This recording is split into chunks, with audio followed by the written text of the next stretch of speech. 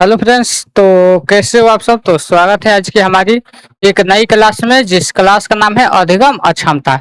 अधिगम अक्षमता यानी लर्निंग डिसेबिलिटी। ये आपका जो सीटेड सितंबर 2026, जो कि आपका ये पेपर 1 और पेपर 2, ये दोनों के लिए ही ये क्लास बहुत ही महत्वपूर्ण क्लास है, जिसमें हम देखने वाले हैं कि डिस्ग्राफिया जो है, डिसलेक्सिया है और डिसकैलकुलिया है। तो ये सारी चीज़ों को हम देखने वाले हैं, जो कि आपके बार बार ये सीटेट के एग्जाम में ये पूछा जाता है और ये बहुत ही महत्वपूर्ण टॉपिक है। ऐसा कोई एग्जाम नहीं जहाँ से ये सीटेट में ये पूछा ना गया हो। तो चलिए देखिए, डिसलेक्सिया पहला है। डिसलेक्सिया जो डिसलेक्सिया है, ये पढ़ने से संबंधित कठिनाई है। पढ़ने से आपको याद रखना है कि डिसलेक्सिया क्या है, ये पढ़ने से संबंधित है। यानी जब कोई बच्चा बी को टी यानी ये पढ़ता है बी को टी, यानी अगर वो कैट को टेक पढ़ता है या सा को वाज पढ़ता है, याद रखना है पढ़ने में दिक्कतें आ रही है।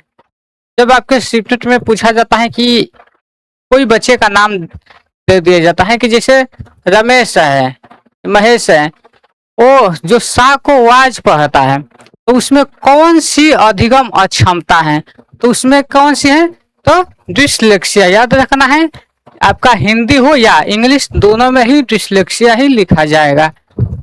तो डिसलेक्सिया से पढ़ने में दिक्कतें आ रही है तो वो डिसलेक्सिया हो गया। बात करते हैं डिस्ग्राफिया का।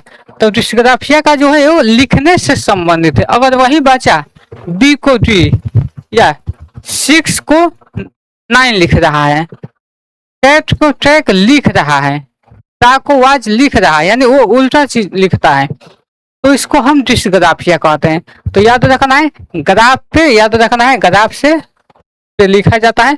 तो जब भी ग्राफ की बातें आ जाएगी तो वो लिखने से संबंधित हो जाएगा, याद रखना है। उसके बाद है डिसकैलकुलिया। ये कैलकुलिया यानी आपको इसमें कैलकुलेटर से याद रखना है। इसे याद रखना है, ये कैलकुलेटर से।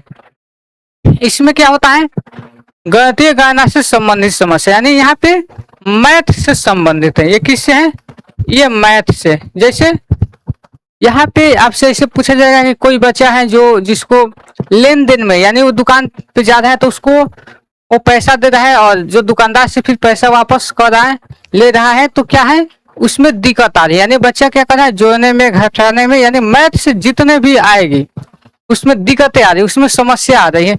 तो आपको याद रखना है कि वो डिसकैलकुलिया से संबंधित है। उसके बाद है डिसमोर्फिया। डिसमोर्फिया के मतलब होता है भ्रम वाली स्थिति, यानी मोर और मुर्गा में, यानी कोई बच्चा है जो कि मोर और मुर्गा में वो उसको भ्रम आ रहा है, यानी ये भ्रम वाली स्थिति है। तो जो बच्चा है, जैसे अगर कभी ये क्वेश्चन पूछा जाएगा कि एक बच्चा जो है खुद को, यानी एक बच्ची जो है वो खुद को शीशे में, एक लड़के जो है वो खुद को शीशे में देख रहे हैं और सोचे कि जो मेरी नाक है वो टेढ़ी है, जो कि है नहीं, वो है नहीं, लेकिन उसको लगता है, यानी वो भ्रम की स्थिति में है। तो वो क्या है, वो डिसमोर्फिया। और ये जो बीमारी है, क्या इस बीमारी को ठीक किया जा सकता है, तो इसका हम भी इस क्लास के अंत तक ये सारी चीजों को हम देखने वाले हैं। तो इसलिए वीडियो को अंत तक आप लोग देखिएगा और जितना हो सके आप लोग शेयर कीजिए और चैनल को सब्सक्राइब कीजिए। उसके बाद है डिस्फेजिया। डिस्फेजिया से इसको अफेजिया भी बोला जाता है। इसको क्या बोला जाता है, इसको याद रखना है आपको, इसको अफेजिया भी बोला जाता है। डिस्फेजिया या अफेजिया ये होता है बोलने से संबंधित, यानी आपके घर में अगर कोई छोटा बच्चा होता है, जब कॉल आता है नहीं भी आता है तो बच्चा क्या करता है, मोबाइल उठाकर बात करने लगता है, तो ये क्या है, डिस्फेजिया, यानी उसे अफेजिया कहा जाता है। ये बोलने में से संबंधित विकार है। उसके बाद है डिस्प्रेक्सिया। डिस्प्रेक्सिया देखिए, ये आपके शरीर से, यानी शारीरिक कौशल से है। ये क्या है, आपके जो शरीर के, यानी जो आपकी मांसपेशियां है उसमें दिक्कतें आती है, तो ये जो बॉडी से संबंधित है, यानी शारीरिक ये डिसेबिलिटी है। यानी उसके बाद है डिस्थीमिया, ये है तनाव से संबंधित, यानी जब आप सीटेट की तैयारी करें तो आपके अंदर बहुत सारा स्ट्रेस आ रहा है, यानी बहुत ज्यादा आप तनाव, यानी तो आपके अंदर कहीं ना कहीं डिस्थीमिया तो नहीं हो गई है। तो ये सारी चीज है। उसके बाद है ATST। तो देखिए ATST से ही कई बार शिफ्ट में पूछा गया है कि इसका जो फुल फॉर्म है वो क्या होता है। तो जो ATST है ये है attention deficit hyper active disorder. इसमें क्या होता है, इसमें बच्चा क्या करता है, एक चीज पर ध्यान नहीं देता है, यानी क्या करता है वो बहुत हाइपर एक्टिव रहता है। जैसे अगर आपकी क्लास में अगर कोई बच्चा होता है, आप देखते हैं कि कभी यहाँ से मतलब कि वो एक जगह शांत नहीं बैठ पा रहा है, तो क्या है वो ATST है, यानी उसे अटेंशन डिफिशिट हाइपर डिसऑर्डर है। और एक होता है स्वलीनता यानी आत्म केंद्र, जिससे ऑटिज्म कहा जाता है। ये क्या होता है, ये बार बार जो छात्र है वो दोहरा यानी रिपीट कर रहा है, एक ही चीजों को बार बार रिपीट कर रहा है, वही इसका व्यवहार है। तो देखिए ये जितने भी डिसेबिलिटी है, यानी जितने भी जो अधिगम अक्षमता है, तो इसका क्या, इसको ठीक करने का उपाय क्या है, क्योंकि जब आप टीचर बनेंगे तो ये सारी समस्या ये आपके पास आएगी। तो देखिए ये असल में तो ये कोई बीमारी है नहीं, ये कोई बीमारी नहीं है। एक समय के बाद ये चीजें ठीक हो जाती है, अगर हम बच्चे को अगर सही माहौल देते हैं, बच्चे को अगर हम समझना शुरू कर देते हैं, तो ये चीजें जितना अगर हम बच्चे को मतलब समय देंगे, जितना बच्चे से हम नॉर्मल बिहेव करेंगे, ये सारी चीजें एक ना एक समय के बाद ये चीजें खत्म हो जाती हैं।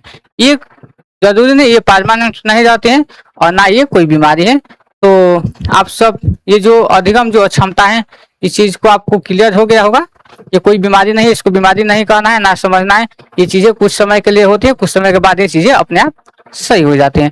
तो आप सबको ये क्लास कैसी लगी आप लोग हमें कमेंट करके बताएंगे, और जितना हो सके अपने दोस्तों के पास शेयर कीजिएगा, क्योंकि यहाँ से जो आपका पेपर 1 और पेपर 2 की तैयारी शुरू हो गई है शिफ्ट की, जो कि सितंबर में जो आपका एग्जाम होने वाला है, वो बिल्कुल यहाँ से जो NCERT का, यहाँ पे जो NCERT का जो नोट्स है उसको पूरा कवर किया गया है। तो इसलिए आप लोग इस वीडियो को अंत तक देखेंगे, और इसके बाद जो हमारी प्रैक्टिस सेशन होने वाला है, क्योंकि अभी तक जो हमने इससे पहले जो 6 क्लास कर चुके हैं उसका सारा जो प्रैक्टिस होने वाला है, तो आप लोग अभी से अपनी तैयारी को फोकस कर दीजिए। और चलिए तो मिलते हैं हम नेक्स्ट क्लास में।